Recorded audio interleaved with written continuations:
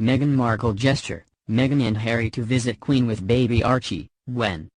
Meghan Markle and Prince Harry last week attended their final royal engagement at the Commonwealth Service, but reports suggest they're already planning a visit to the Queen. When is it set to take place? The news comes days after the couple's final royal event ahead of their exit from the monarchy on March 31st. The Commonwealth Service, which took place last Monday, marked the end of a rocky 2 months for the couple, following their bombshell announcement to step down in January. The pair will no longer be able to use HRH titles or work in representation of the Queen. A statement released by the couple at the time said, "The royal family respect and understand the wish of the Duke and Duchess of Sussex to live a more independent life as a family, by removing the supposed public interest justification for media intrusion into their lives. The Duke and Duchess of Sussex will become privately funded members of the royal family with permission to earn their own income and the ability to pursue their own private charitable interests."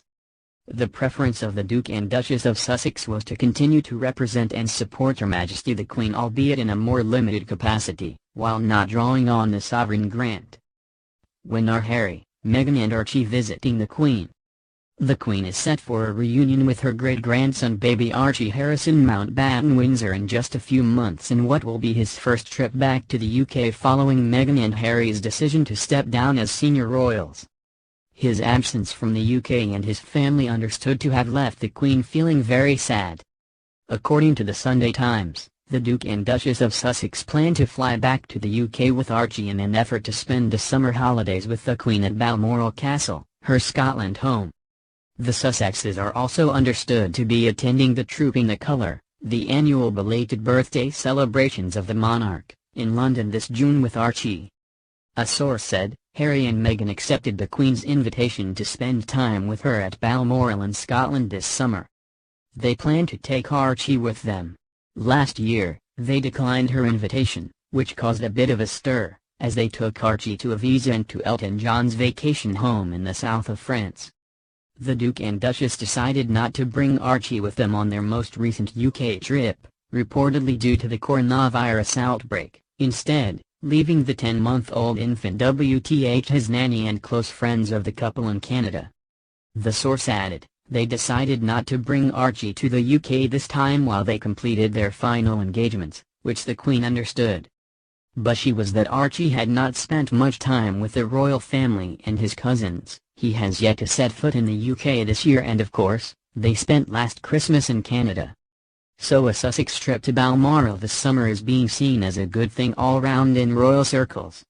While in the UK, the family of 3 are also expected to spend time with Archie's granddad, Prince Charles, and his wife, Camilla, Duchess of Cornwall at Birchall, the Prince of Wales' retreat on the Queen's Balmoral estate. It is reportedly unknown whether this summer trip will coincide with the Duke and Duchess of Cambridge's yearly trip to Scotland with their children, Prince George, 6, Princess Charlotte, 4, and Prince Louis, 1.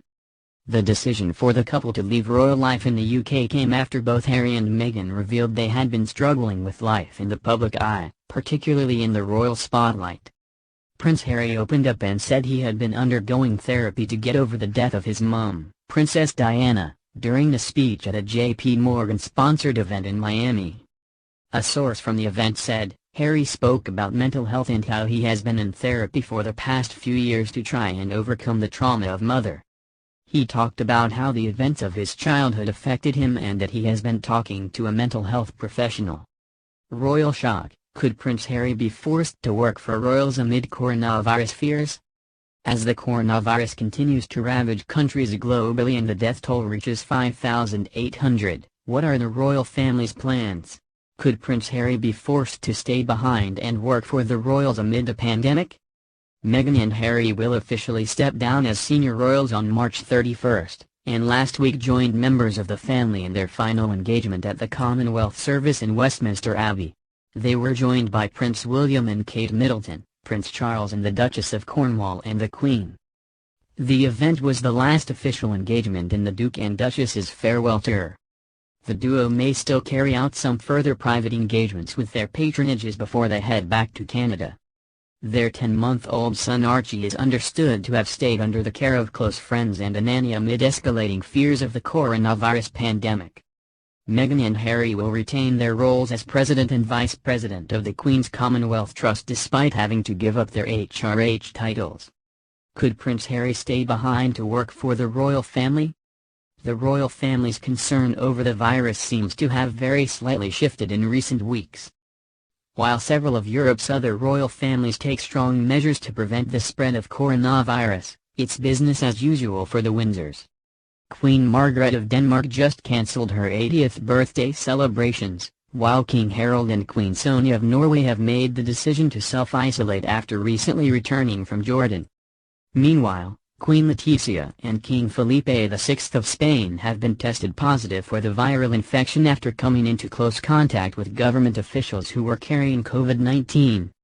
For the most part, our royal family seem to be keeping calm and carrying on as they are yet to publicly cancel any events and appearances, including large gatherings like the Prince's Trust Awards in central London.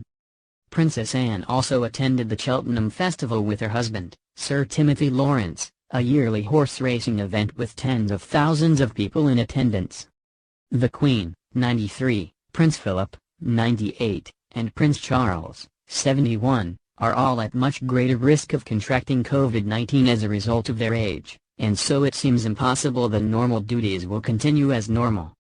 Buckingham Palace has not confirmed that Prince Harry will stay behind to work for the family amid the outbreak, but he is understood to be increasingly concerned for the risk to his Invictus Games. The event for Wounded Armed Officers Service personnel sees thousands of fans from more than 20 countries gather together, posing a serious health and safety risk given the current pandemic. Prince Harry fears that Invictus host country Holland could impose a travel ban or restrictions on public gatherings, as many other countries have done. A source told The Sun, Harry, like everyone else in the team involved in planning the games, is very mindful about the impact coronavirus could have on the event. But Harry has been clear that the safety and welfare of those taking part comes before anything else. So this will be at the forefront of the minds of those drawing up an action plan to deal with the situation. Harry has an incredibly close bond not just with the games but with those taking part. He is incredibly proud of the event and would be devastated if it had to be called off. But his team are updating him on a daily basis as to what the state of play is. It's been suggested that with Harry stepping away from public life he will be less hands-on with Invictus. This simply is not true, and Harry is angry at the idea that he isn't as involved. If anything, Harry hopes to dedicate even more time to being a part of the event. Meghan is passionate about it too and will be there in The Hague if the event goes ahead. Sources revealed last week that the long-running and worsening COVID-19 pandemic has thrown plans for the games into chaos.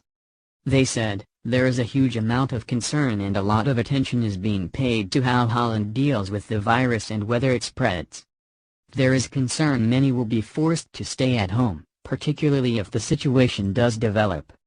Organizers are also worried about the dangers in the current climate of putting so many disabled athletes together in one place from different countries for a week.